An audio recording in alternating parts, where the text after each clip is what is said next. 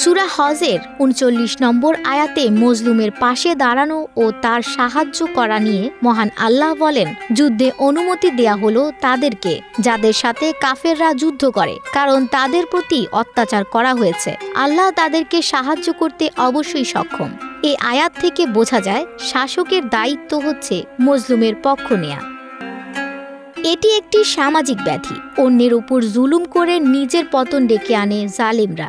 অনেক সময় বিপদে পড়ার অন্যতম একটি কারণ হলো জুলুম। তাই তো মহান আল্লাহ জুলুমকে নিষেধ করেছেন। মহান আল্লাহ নিজের জন্য এটিকে হারাম করেছেন। বুখারী শরীফের 4686 নম্বর হাদিসে রাসূল সাল্লাল্লাহু আলাইহি ওয়াসাল্লাম বলেন, আল্লাহ তাআলা জালিমদের ঢিল দিয়ে থাকেন, অবশেষে যখন তাকে ধরেন তখন আর ছাড়েন না। পৃথিবী সহ সমগ্র বিশ্বজগতের সর্বময় ক্ষমতার প্রকৃত মালিক মহান আল্লাহ তাআলা।